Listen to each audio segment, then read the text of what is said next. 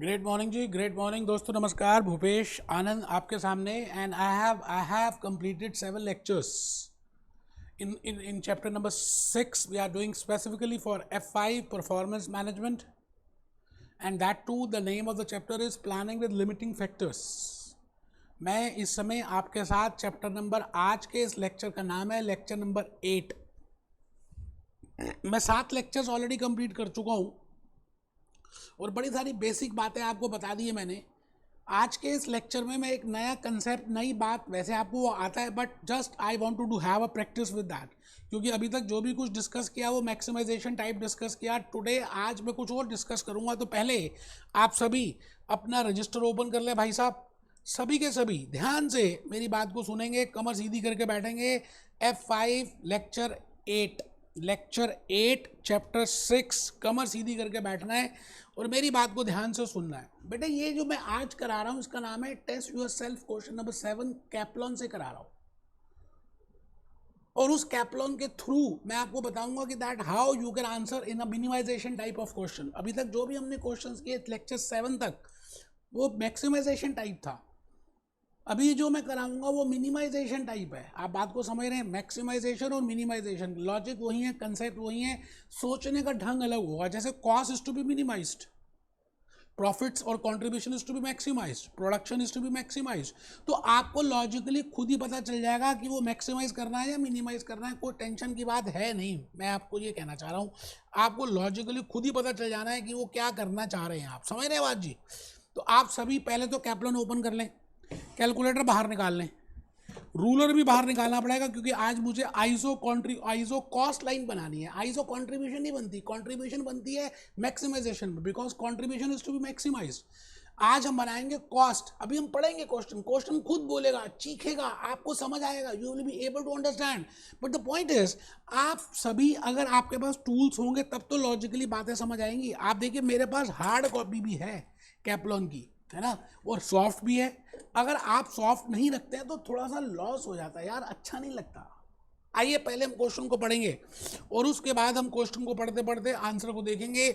मैं भूपेश आनंद आज आपके सामने यहाँ पे खड़ा हूँ और क्वेश्चन नंबर 7 देखिए, वैसे लिखा हुआ है यहाँ पे मिनिमाइजिंग कॉस्ट, बट आपको जब पेपर में आएगा F5 के पेपर में सेक्शन C, A और B में, वहाँ पे लिखा नहीं होगा मिनिमाइजिंग कॉस्ट। आपको खुद अपने आप ही मिनिमाइज करनी पड़ेगी।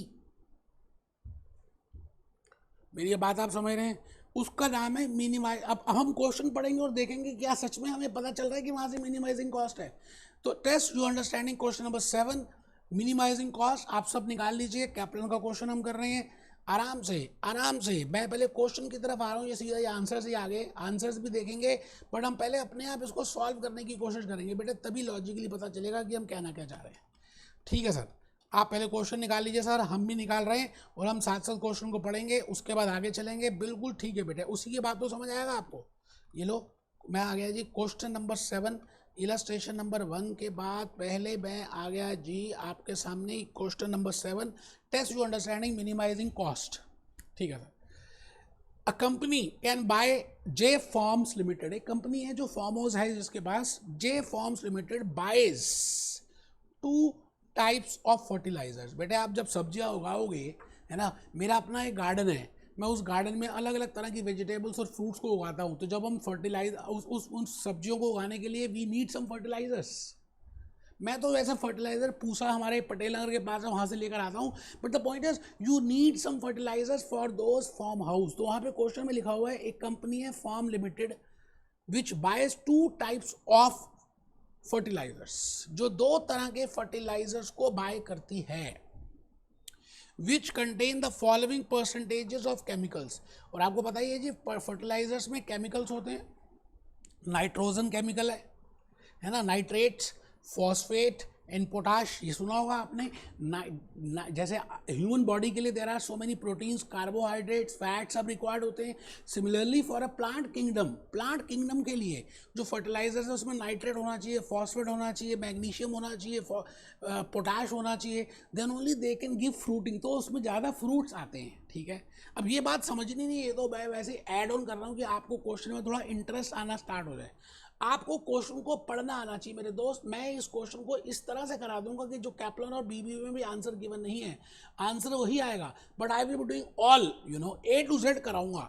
तो आपको अंदर से लगेगा सेटिस्फेक्शन की यार मजा आ गया क्वेश्चन करके। खाली हम एक होता है ना, जब हम कोई चीज़ खाते हैं या कुछ चीज़ करते हैं तो एक मन में तसल्ली से होती है कि ठीक है कर लिया यार, मजा आया।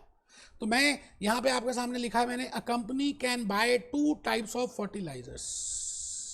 अच्छा, वो 2 फर्टिलाइजर्स जो हैं वो टाइप एक्स है और एक टाइप वाई है।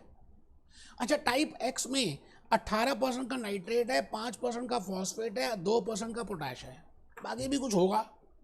और जो टाइप वाई है उसमें अगर आप देखें ध्यान से तो उसमें 3% का नाइट्रेट है, 2% का फॉस्फेट है और 5% का पोटैश है। A company buys 2 types of fertilisers, 2 तरह के फर्टिलाइजर्स खरीद रही है। एक टाइप एक्स है और दूसरा टाइप वाई है। टाइप एक्स में जैसे आप पिज़्ज़ा खरीदते हैं तो एक पिज़्ज़ा होता है पैन पिज़्ज़ा, एक होता है नॉर्मल पिज़्ज़ा, एक होता है वेजी पिज़्ज़ा। तो वेजी पिज़्ज़ा के कंपोनेंट्स कुछ अलग होते हैं, पैन पिज़्ज़ा के कंपोनेंट्स अलग होंगे। सिमिलरली बर्गर्स बाय करते हो तो बर्गर वेजी बर्गर अलग होगा, चिकन बर्गर के कंपोनेंट्स अलग होंगे, है तो दोनों ही बर्गर्स। ये दोनों ही फर्टिलाइजर्स हैं। टाइप एक्स भी फर्टिलाइजर है और टाइप वाई भी फर्टिलाइजर है, बट टाइप एक्स में कुछ अलग अलग बातें हैं, नाइट्रेट्स की, फॉस्फेट की और फॉस्फोरस की, पोटाश की। एंड टाइप एक्स में कुछ अलग अलग है। For a certain crop the minimum quantities are required for a certain crop the following minimum quantities in kgs are required। वो कहते हैं जी अगर आप किसी सब्जी में, किसी वेजिटेबल में, किसी क्रॉप में डालते हो तो कम से कम 100 किलोग्राम का नाइट्रेट होना ही चाहिए, तब जाके उसमें फ्रूटिंग आनी शुरू होती है। And potash should be 50 and phosphorus should be 50 and potash should be 40। आराम से क्वेश्चन को पढ़ लीजिए। A company can buy 2 types of fertilizers which contain the following percentage of chemicals। Type x में नाइट्रेट है, फॉस्फेट है, potash है। Type Y में नाइट्रेट है, फॉस्फेट है, पोटैश है। और कम से कम एक इसमें नाइट्रेट 100 होना चाहिए किलोग्राम, पोटैश इतना होना चाहिए और पोटेशियम इतना होना चाहिए। Type x cost 10 kg। वो कहते हैं ये जो फर्टिलाइजर एक्स है ना उसमें $10 पर kg का कॉस्ट है। एंड टाइप वाई कॉस्ट $5 पर kg। And I know that cost has to be minimise. Contribution होता तो कॉन्ट्रीब्यूशन को मैक्सिमाइज करना पड़ता। मैंने आज तक जितने भी क्वेश्चंस किए कैप्लन के, बीबीपी के, इस क्लास से पहले मतलब लेक्चर 7 तक, वो सब थे कॉन्ट्रीब्यूशन के, मैक्सिमाइजेशन के, तो मैंने उनको मैक्सिमाइज किया। अभी क्या है, इसका नाम है मिनिमाइजेशन, क्योंकि कॉस्ट को कम करना है। आप बताइए कॉस्ट को मैक्सिमाइज करेंगे मिनिमाइज करेंगे? It has to be minimise, तभी वहाँ पे लिखा हुआ minimisation, because cost is given to me. Type x और टाइप वाई 2 फर्टिलाइजर हैं, उसकी कॉस्ट गिवन है कि टाइप एक्स की कॉस्ट है $10 पर kg और टाइप वाई की कॉस्ट है $5 पर kg, और मुझे वो मिनिमाइज करनी है। ठीक है sir. Farms limited buys 1000 kgs of type each type and wishes to minimise. Already लिखा भी है, उन्होंने लिख भी दिया है। नहीं भी लिखा होती ये लाइन आप इजीली कर सकते थे, because cost has to be minimise. They want to minimise the expenditure, तो आप वो मिनिमाइज ही करना चाहते हैं। तो पहली बात, हम इस क्वेश्चन को सॉल्व करेंगे, वो सारे स्टेप फॉलो करेंगे बेटे जो मैंने मैक्सिमाइजेशन में किए। आप लॉजिकली, आपको सब कुछ पता है, मैं बिल्कुल वही बातें करने वाला हूँ। ऐसा नहीं कि मिनिमाइजेशन में कुछ अलग ढंग होगा। फर्स्टली हम क्या करेंगे, कितने वेरिएबल्स हैं, जैसे यहाँ पे 2 तरह के फर्टिलाइजर्स हैं, टाइप एक्स और टाइप वाई, उनको रिलेट करेंगे एक्स सिंबल से और वाई सिंबल से। उसके बाद फिर मैं उसका ऑब्जेक्टिव फंक्शन बनाऊंगा, फिर मैं कॉन्स्टेंट्स को बनाऊंगा, है ना, ऑब्जेक्टिव फंक्शन फिर कॉन्स्टेंट्स, और उसके बाद हम सॉल्व करेंगे। सॉल्व कैसे करेंगे? ग्राफ बना सकते हैं। अच्छा, ग्राफ के बाद उसकी इंस्पेक्शन मेथड से कर सकते हैं। मैं इंस्पेक्शन से करके दिखाऊंगा, जबकि कैप्लन के ने आंसर्स में खाली फटाफट करके दे दिया। बट भूपेश आनंद आराम से बताएगा। फिर सेकंड मेथड है आइसो कॉस्ट लाइन। यहाँ पे आइसो कॉन्ट्रीब्यूशन लाइन नहीं बनेगी, आइसो कॉस्ट लाइन बनेगी, because it is a case of minimisation type. अच्छा, कॉस्ट लाइन जितनी ओरिजिन से पास होगी ना उतना बढ़िया है। जैसे मैंने कहा था आइसो कॉन्ट्रीब्यूशन लाइन जितनी ओरिजिन से फार्दर होगी, दूर होगी, उतना बढ़िया है, और ये जितनी पास होगी उतना बढ़िया है। मेरी बात आप समझ रहे हैं? तो मैं अभी आपको आइसो कॉस्ट लाइन बना के दिखाऊंगा। अगेन लॉजिक वही है, हम कुछ भी कॉस्ट ले सकते हैं which is a multiple of that objective functions जो वेरिएबल हैं. मुश्किल कुछ है ही नहीं. And I can also solve it with help of simultaneous equation. मेरे साथ साथ रहना, मेरे साथ साथ चलना, मेरे साथ साथ कैलकुलेटर से कैलकुलेट करना, आपको ये जर्नी बड़ी अच्छी लगने वाली है, बड़ी इजी लगेगी. तो आइए, मैं भूपेश आनंद आज आपके सामने बेटे इस क्वेश्चन की धज्जियां उड़ा देंगे, झंडे गाड़ देंगे. आओ मैं आज आपको ले चलूं उस राह में जहां पर रोशनी रोशनी है बेटे. अस्मो मां सदगमया तमसो मां ज्योतिर्गमया. मुझे रोशनी की तरफ लेके चलो. मुझे test you understanding question number 7 पूरा लॉजिकली समझा दो. भूपेश आनंद समझाएगा. मैं सीए, मैं सीएस, मैं सीएमए, मैं एसीसीए, मैं लंदन, मैं अमेरिका, मैं ही सब कुछ. आप देखो ना किस तरह से लॉजिकली मैं आपको हर एक बात को समझाने की कोशिश कर रहा हूं. तो ऊपर लिखिए जी first part. Friends, read the question sincerely. आपको क्वेश्चन सिंसियरली पढ़ना चाहिए. ईमानदारी, सिंसियरली का मतलब होता है ईमानदारी, ज्यादा चालाकी नहीं. विद्या का धन ईमानदारी से ज्यादा आता है, चालाकी से नहीं आता. Second point, find out. लिखना है बेटे, सारी बातें लिखनी है क्योंकि कैप्लन वालों ने नहीं बताई हुई, बीबीबी ने नहीं बताई, भूपेश आनंद बता रहा है. आप लिखोगे तो सारे क्वेश्चंस एग्जामिनेशन किट के और सेक्शन सी के इजीली सॉल्व कर लोगे. आप लिखो, मेहनत करो, उठो. नॉर्मल यूट्यूब लेक्चर मत मानो. फिर उसके बाद मैंने क्या लिखा, find out whether it is maximisation type और मिनिमाइजेशन टाइप. आप ये ढूंढते रह जाओगे, दाग नहीं मिलेगा. क्या ये मैक्सिमाइजेशन टाइप है या क्या ये मिनिमाइजेशन टाइप है. Whether it is maximisation type और whether it is minimisation type, इसको ढूंढो. आई थिंक अभी तक हमने क्वेश्चन जो पढ़ा तो इसमें कॉस्ट की बात हो रही थी, इसमें एक्सपेंडिचर्स को मिनिमाइजेशन की बात हो रही थी. तो this question test you understanding question number 7 is minimisation type. इससे पहले जितने भी क्वेश्चंस किए वो कंट्रीब्यूशन थी and contribution has to be maximised. ठीक है जी. तो friends, cost has been specified. Third part, मैंने कहा जी इस क्वेश्चन में आपको खर्चे दिए हुए हैं, आपको एक्सपेंडिचर दिए हुए हैं, आपको लागत दी हुई है, आपको कॉस्ट दी हुई है. It means friends, as cost has been specified, it is a case of minimisation type. वैसे it has already been specified in the question paper. लिखना है, कमर सीधी करके बैठ रहे हैं, मोबाइल फोन बिल्कुल ऑफ है, आप बिल्कुल झुक के नहीं बैठेंगे, कमर सीधी. आओ जी बेटे, पहले तो आप उसकी कमेंट्री लिख दो. कोई नहीं लिखवाता, सब बुक से लाइन अंडरलाइन कर करके बस बता के काम खत्म करते हैं. भूपेश आनंद दिल से पढ़ा रहा है. मैं चाहता हूं कि आप फर्स्ट अटेम्प्ट में क्लियर हो यार. इतना तो आपको ऑफलाइन क्लासरूम लेक्चर में भी समझ नहीं आएगा जितना आपको मेरे इस हाइब्रिड मोड में समझ आने वाला है. हाइब्रिड का मतलब है कि आप 5 दिन रिकॉर्डेड देखेंगे, 2 दिन मेरे साथ बातें करेंगे, क्लासरूम में भी और जूम में भी. तो also friends, if you read the question sincerely, it is clearly given to minimise the expenditure on the fertilisers. ये क्वेश्चन में ऑलरेडी गिवन है कि आपको अपना खर्चा मिनिमाइज करना है. इसलिए उससे पढ़ते हुए हमें ये समझ आ गया कि it is a minimisation type. It means इस दुनिया में 2 ही टाइप्स हो सकती हैं, इधर मैक्सिमाइजेशन और मिनिमाइजेशन. बेटे ये एक्सप्लेनेशन इंपॉर्टेंट है, इससे लॉजिक्स क्लियर होंगे. आंसर निकालना अलग बात है, क्वेश्चन को समझ के आंसर निकालना अलग बात है यार. ठीक है सर. आइए पॉइंट नंबर 5. फ्रेंड्स, मैंने कहा दोस्तों, बार बार बोल रहा हूं दोस्तों. इतने प्यार से तो यार आपके घर वाले आपको नहीं बुलाते होंगे जितने प्यार से मैं आपको बुलाता हूं. फ्रेंड्स, दोस्तों, there are 2 types of fertilisers, type X and type Y. Let type X of fertiliser be represented by variable X and let type Y of fertilizer be represented by Y, because हमारे को linear equation बनानी है, linear equation में variables use करने हैं. तो इसलिए मैं पहले क्या करूंगा, उनका नामकरण कर दूंगा जैसे मैं मैक्सिमाइजेशन में करता था. आप सबके पास आंसर तो है ही. एक बच्चा दूसरे बच्चे को कहता है कैप्लन में आंसर है, फिर क्यों लिख रहा है, वो बेवकूफ है जो बच्चा ये कह रहा है. बेटे लिखेंगे तो आपको ज्यादा बात तो अंदर तक समझ आएंगी. लिखना है. इतनी सारी एक्सप्लेनेशन में क्यों दे रहा हूं कि आपको और समझ आए और पता चले. आज आगे आगे आगे. तो मैंने लिखा let type X fertilizer be represented by variable X and let type y fertiliser be represented by variable y. I think यहां तक बात सबको समझ आ रही है?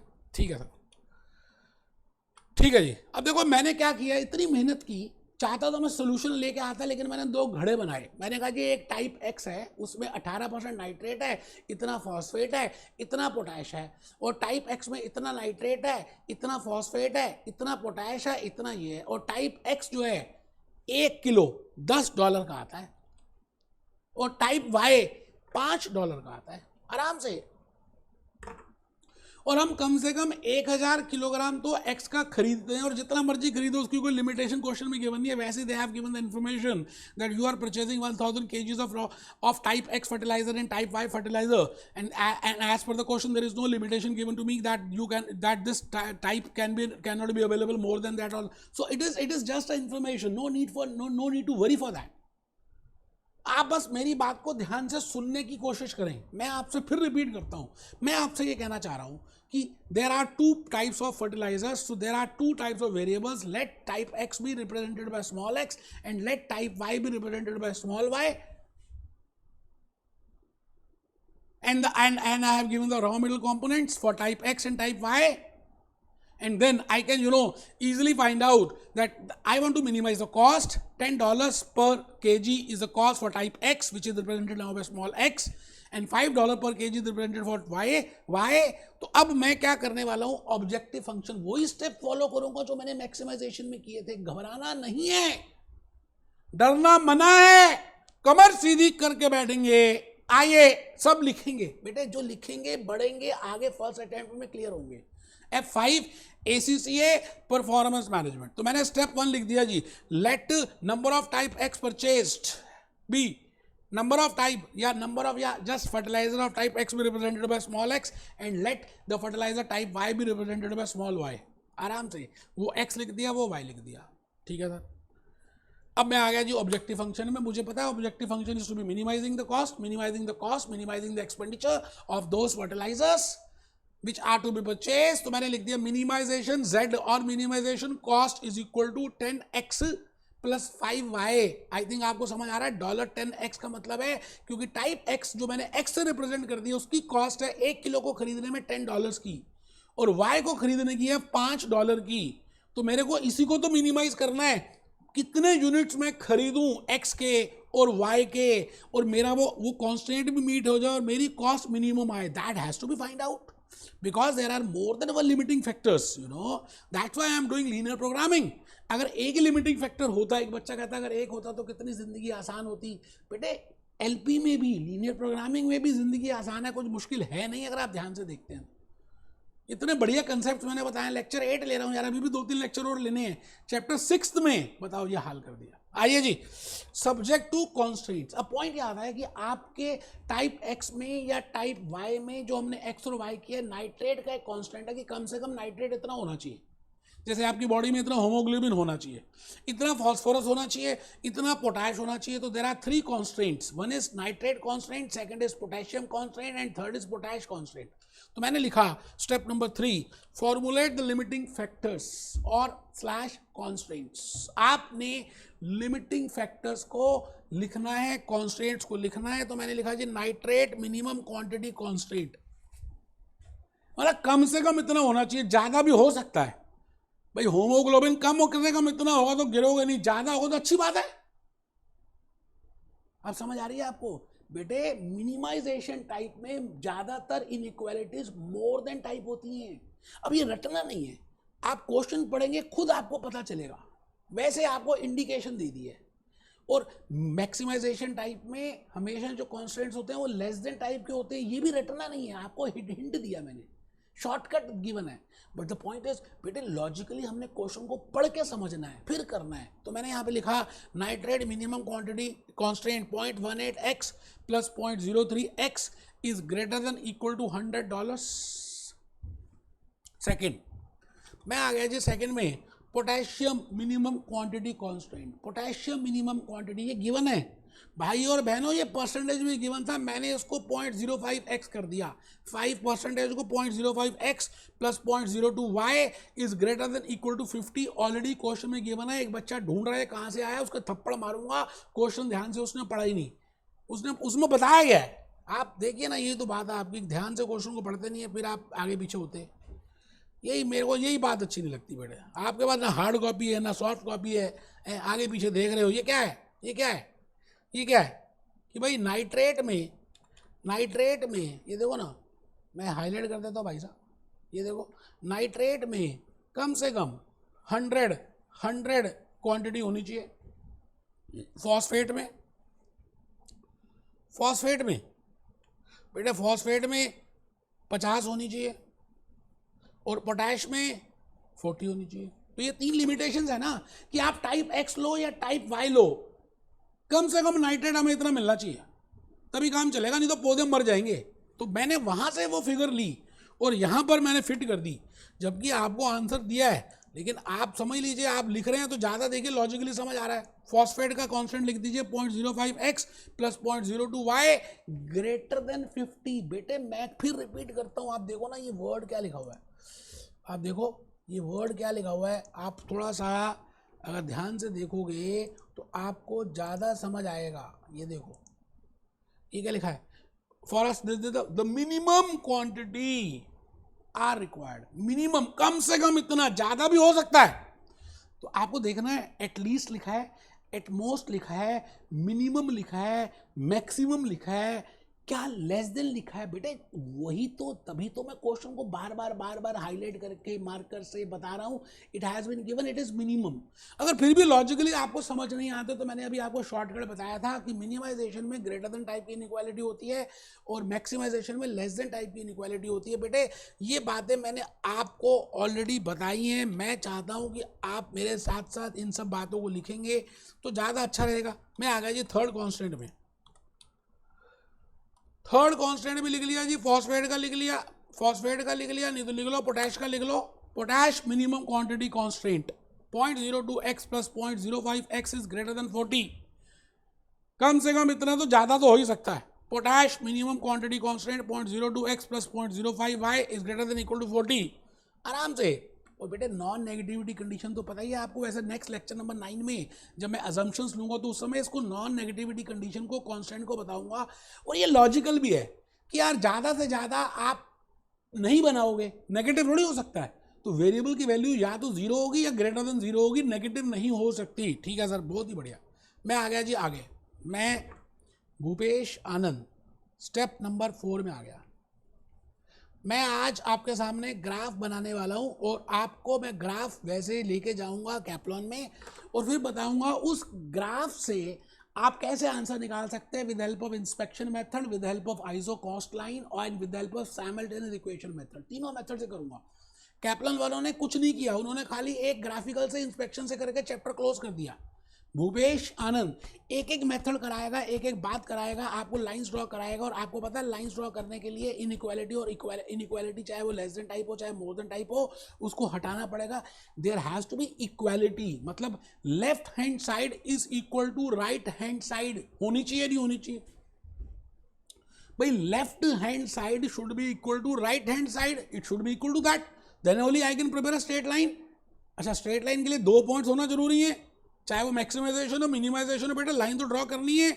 अच्छा, 2 पॉइंट्स के लिए सबसे इजी मेथड क्या है? Let x be equal to 0, you can calculate the value of y and then let y be equal to 0, you can calculate the value of x। तो तीनों कॉन्स्टेंट्स के लिए, क्योंकि तीनों लाइनें ड्रॉ करनी है तो आपको 2-2 पॉइंट्स चाहिए। आई थिंक आप इजीली कर सकते हैं। मैं आपको फिर रिपीट करता हूं, ये रहे आपके पॉइंट्स, ये लीजिए जी, ये लीजिए। क्या इसको ऐसे नहीं लिख सकते 0.18x plus 0.03y is equal to 100? करना पड़ेगा। अब let x is equal to 0, then y is equal to, you can calculate the value of y 0.03। मेरे पास कैलकुलेटर है मेरा, आप मोबाइल फोन से करो बेटा, कोई बात नहीं, आपको दोबारा पेपर देना है, करो बेटे मोबाइल से करो। ये आ गया जी 3,333.33। सिमिलरली अगर मैं y की वैल्यू 0 ले लूं तो you can calculate the value of x। Let x be equal to 0, then I can calculate the value of y. If I take y is equal to 0, I can calculate the value of x। कर सकते हैं ना? तो मैं आपको के लिए सीधा इस चीज़ को थोड़ा सा स्किप करने के लिए मैं आपके पास पता कहाँ आ रहा हूँ? मैं आ रहा हूँ सीधा कैप्लॉन में। कैप्लॉन में आप भी आ जाइए और देखते हैं कि कैप्लॉन में क्या लिखा हुआ है।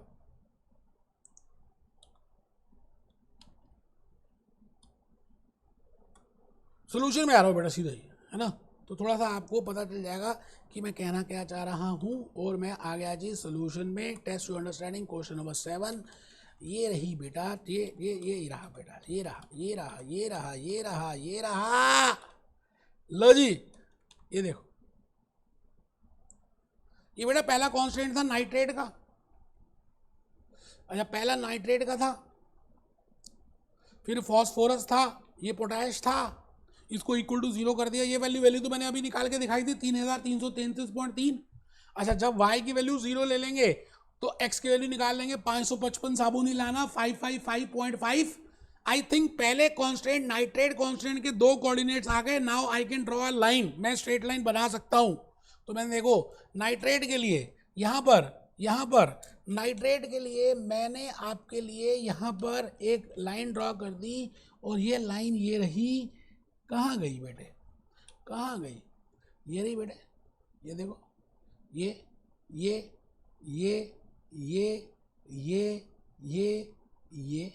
मतलब 2 कोऑर्डिनेट थे, 0 और 3333। ये आ गया 3333, 3333.33। अच्छा, दूसरा y की x की वैल्यू थी 555, 555.55 और y की वैल्यू 0 थी। तो बताओ जी, ये ब्राउन, ये मैरून कलर की लाइन से आपको दिख रहा है कि this is constant number A, nitrate constant. तो मैं इसका नाम भी लिख देता हूं, this is nitrate, this is nitrate. अभी मत देखो कवर क्या किया, अभी मत देखो ग्राफ कहाँ पे फिजिबल है, अभी मत देखो कहाँ पे शेड किया, मेरे साथ साथ चल रहा है। अभी हमने एक ही कांस्टेंट के 2 पॉइंट्स निकाले हैं, हम धीरे धीरे आगे चल रहे हैं। और मैं यहाँ पर आ गया जी फॉस्फोरस। फॉस्फोरस में मैं अब आपके लिए 2 पॉइंट्स निकालूंगा, और आपके सामने कांस्टेंट है। मैंने x की वैल्यू 0 ले ली, तो y की वैल्यू आ गई 2500। मैक्सिमाइजेशन में भी ऐसे ही करते थे, 3rd क्लास में भी सेम ही करते थे। अब आप फिर भी नहीं कर पा रहे क्योंकि आप लिखते नहीं है, करते नहीं है, आप अपने आप को समझते सब आता है आपको। एमसीक्यू पेपर में सेक्शन सी जब करोगे तो धज्जियां उड़ जाएंगी आपकी। And then y is equal to 0, I can calculate the value of x। Now I can draw this line, that is phosphorus. आइए हम फॉस्फोरस की लाइन को देखें। ये रहा बेटे, ये रहा, ये देखो, ये रहा, दिस इज, ये वाली जो लाइन है, मैं रंग चेंज कर चुका हूँ, हरा रंग जो है बेटे, ये फॉस्फोरस का है, ये फॉस्फोरस कांस्टेंट है। आप देखो जी, अभी आपने 2 पॉइंट्स निकाले और उन 2 पॉइंट्स को हमने ड्रॉ किया और उसको प्लॉट कर दिया, और प्लॉट करने के बाद आपके पास जो आंसर्स आए, मैंने कहा this is phosphorus. Similarly I can do it for potash. मैंने ये पोटैश के लिए भी निकाल दिया। मुश्किल नहीं है, हिम्मत करनी है, थोड़ी सी कोशिश करनी है, कोशिश करने वालों की हार नहीं होती। अच्छा, अब यहां पे क्या लिखा हुआ था? It is greater than equal to, more than type inequality थी। मोर देन का मतलब इतना तो होना चाहिए, से ज्यादा भी हो सकता है। अगर आप ऐसे सोचो, इतना तो होना चाहिए, से ज्यादा भी हो सकता है। तो आप मुझे एक चीज बताओ, तो फिर अगर आप यहाँ पहले वाले कांस्टेंट की बात करो तो बताओ आपके हिसाब से इतना तो होना चाहिए, इससे ज़्यादा भी हो सकता है। तो बताइए, यहाँ पर ही तो शेड करेंगे कि पहले कांस्टेंट में नाइट्रेट का शेड कहाँ होगा बेटे? यही तो होगा। आप बताओ, कम से कम इतना या उससे ज़्यादा भी हो सकता है। तो मैंने कहा कम से कम इतना या उससे ज़्यादा भी हो सकता है, तो मैंने इसको यहाँ पर शेड कर दिया आराम से। कोई जल्दी है ही नहीं, मुश्किल तो कुछ नहीं है।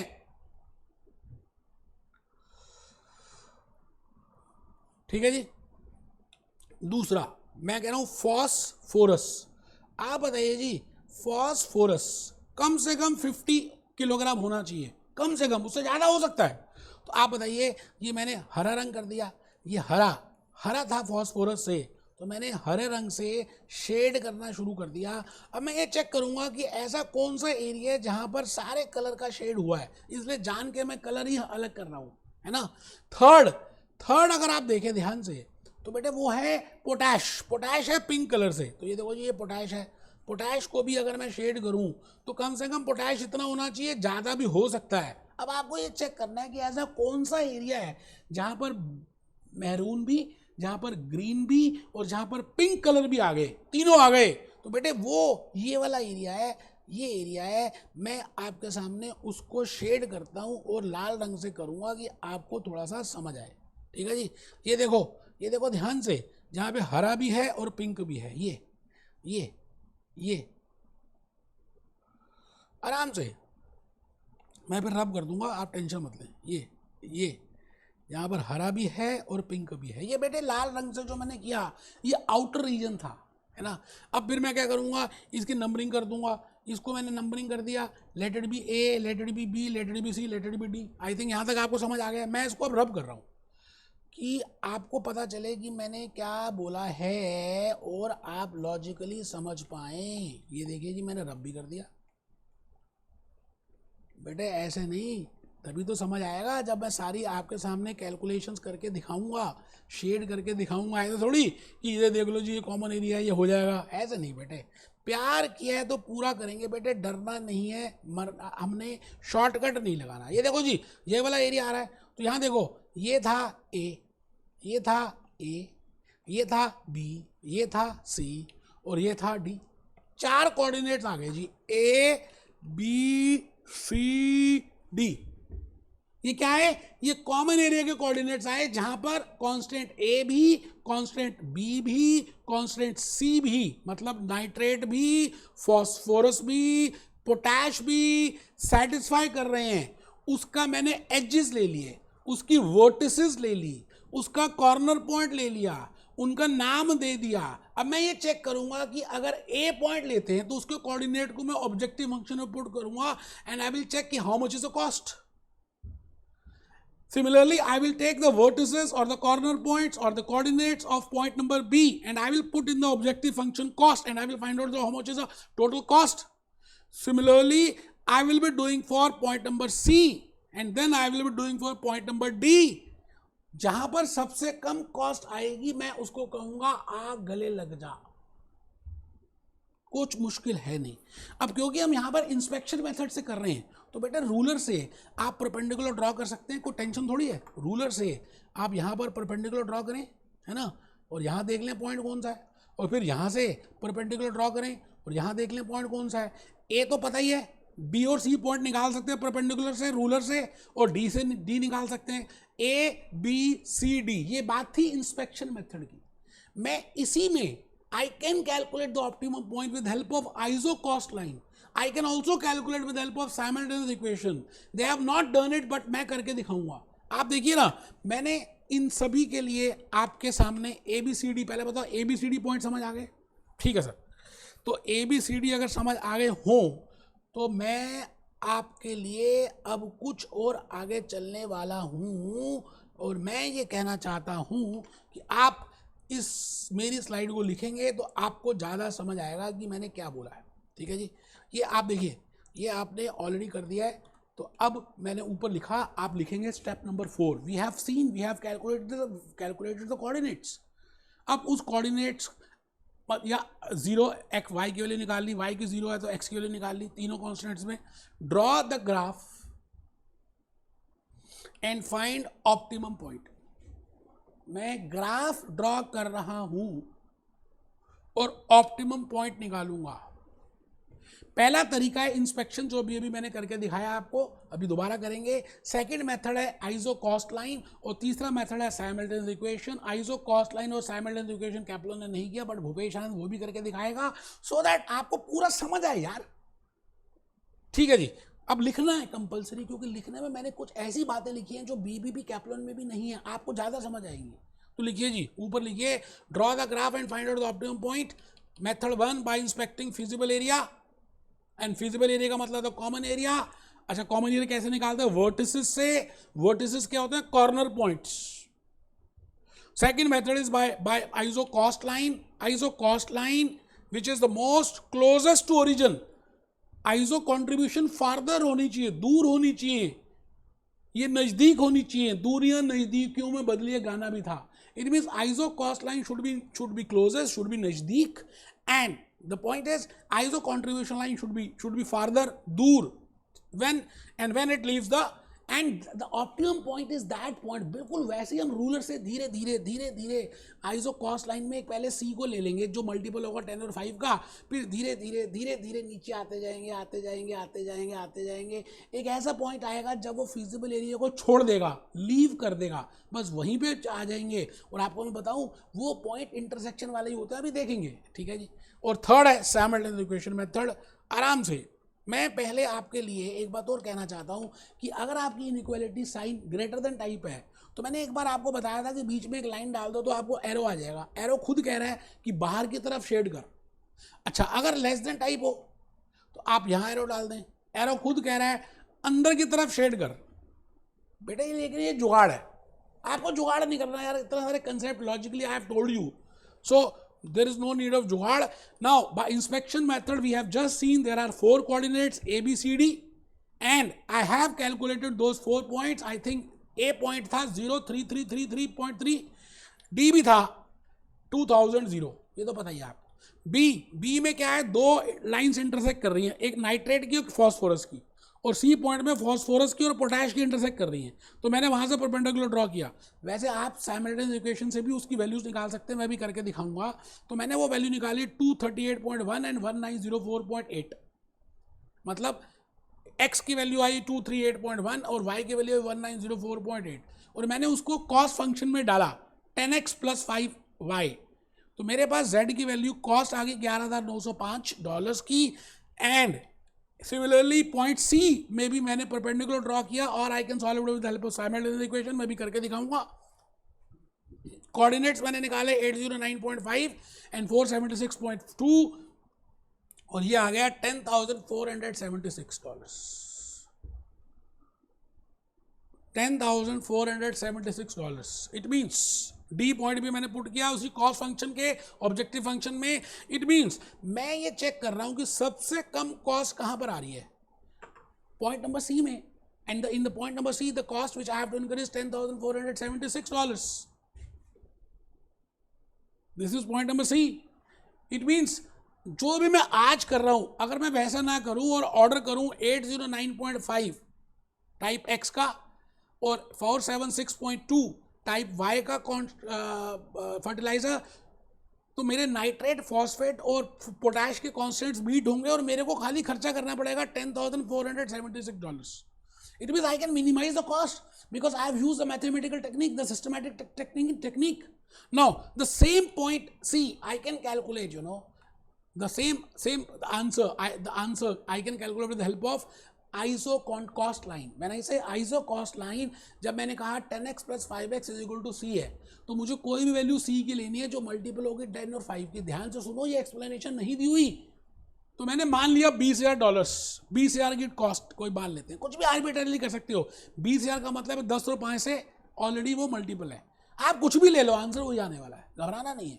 तो 20,000 पे मैंने किया let x be equal to 0, तो then I can calculate the value of y and let y is equal to 0, I can calculate the value of x। तो मैंने उस पे x और y के बेसिस पे आइसो कॉस्ट लाइन ड्रॉ कर दी। तो पहले आप लिख लो जी, आइसो कॉस्ट लाइन में मिनिमाइजेशन है 10x + 5y, let the cost be 20,000, you can assume it at any figure but it should be a multiple of 10 and 5, and as 10 and 5 both are the multiples, iso cost line with the help of ruler। बेटे आपने जब एक बार line draw करी ना, फिर धीरे धीरे धीरे धीरे पैरेलल पैरेलल पैरेलल पैरेलल धीरे धीरे प्यार से आराम से नीचे आते जाएंगे ओरिजिन के पास, and it is to be moved downwards.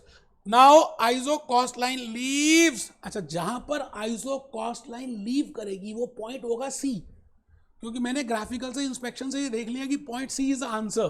तो आपको अभी मैं करके दिखाऊंगा, अभी आपको कैप्लॉन के उस मटेरियल से शो करके दिखाऊंगा कि वो पॉइंट नंबर सी होगा जहां पर वो आइसो कंट्रीब्यूशन लाइन लीव करेगी। बस वहीं पे पकड़ लो, उसी पॉइंट पे पकड़ लो और वो पॉइंट होगा सी। ठीक है सर, आप लिख लो बेटा, ये बातें कैप्लॉन बीबी में नहीं दी हुई, आपको मतलब टाइम लगेगा समझने में यार। अगर आप ये एक्सप्लेनेशन लिखते हो तो ईजी रहने वाला है। लिखो लिखो बेटे,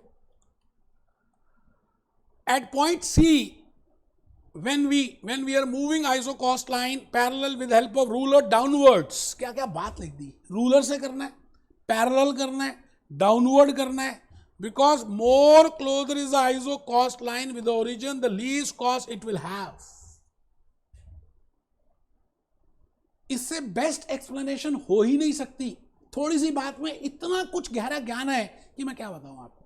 दोस्तों, मैं भूपेश आनंद आज आपके सामने मैं उसी उसी उसी ग्राफ को लेकर आ रहा हूं जो आपको मैंने बताना है। ये चेक करो जी, ये चेक करो, मैंने आइसो कॉस्ट लाइन ये ड्रॉ करी है ना, कुछ भी ड्रॉ करी, कहीं भी 20,000 पे ड्रॉ करी थी मैंने, है ना।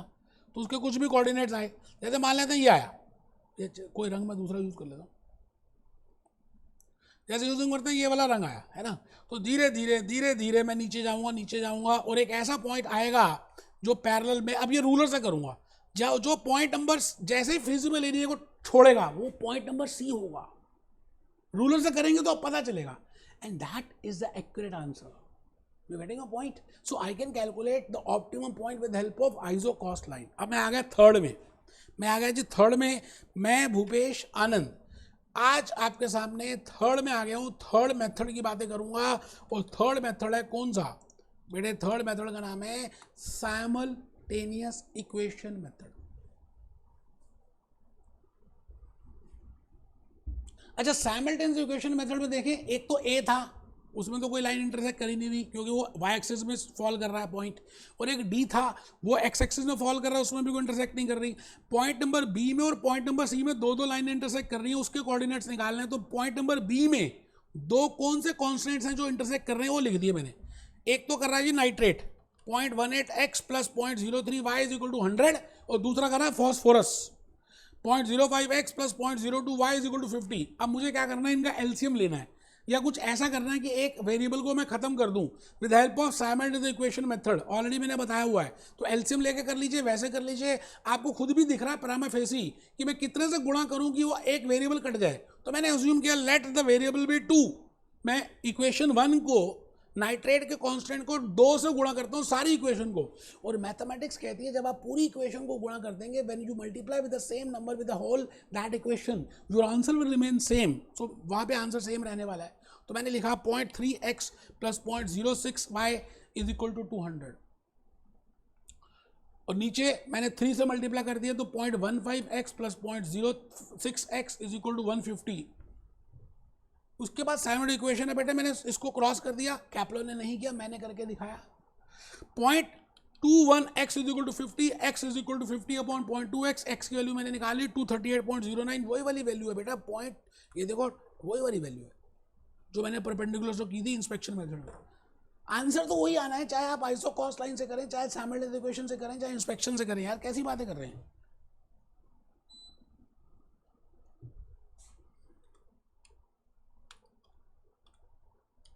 फिर मैंने उसके बाद x की वैल्यू पुट कर दी। जब x की वैल्यू आ गई तो मैंने x की वैल्यू पुट कर दी तो y की वैल्यू आ गई। मैं आ गया जी point number C. Point number C में फॉस्फोरस कांस्टेंट और पोटाश कांस्टेंट आपस में इंटरसेक्ट कर रहे हैं। देखो मैं पढ़ाते पढ़ाते थका नहीं, आप लिखते लिखते थक गए। कैप्लर ने नहीं कराया, फिर भी करा रहा हूं। सब लाइन ड्रॉ करके कराते हैं, मैं लिख के करा रहा हूं। सब बैठ के पढ़ाते हैं, मैं खड़े होकर पढ़ा रहा हूं। क्या यार, फिर तो कुछ तो शर्म आनी चाहिए आपको।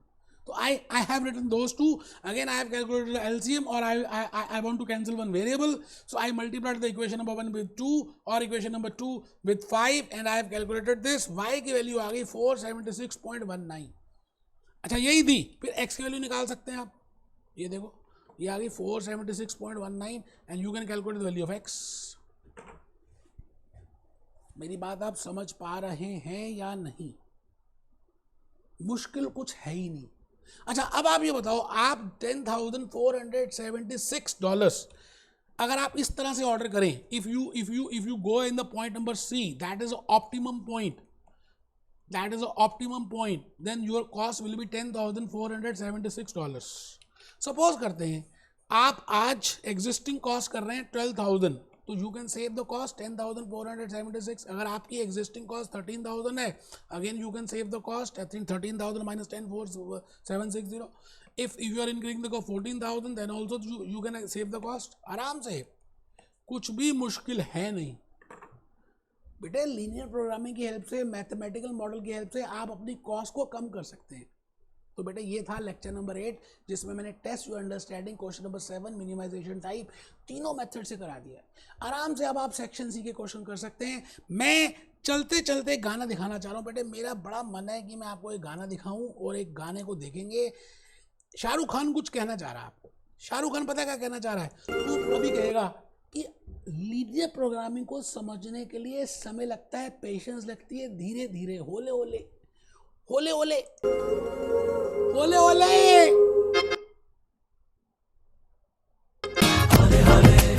होले होले। ऐसा नहीं आएगा एकदम लीनियर, एलपी नहीं आएगी बेटा, धीरे धीरे consent, iso cost line, iso contributor line. होले होले से होले होले से हवा लगती है, होले होले से दवा लगती है। समझ रहे हैं मेरी बात को? तो धीरे धीरे धीरे धीरे करना है। अभी हम 1-2 लेक्चर छोड़ लेंगे चैप्टर नंबर 6 को कंप्लीट करने में। बेटे F5 परफॉर्मेंस मैनेजमेंट में मैं फर्स्ट अटेम्प्ट में आपको क्लियर कराना चाहता हूँ। मैं Bhupesh Anand. Be happy, be jolly, be cheerful.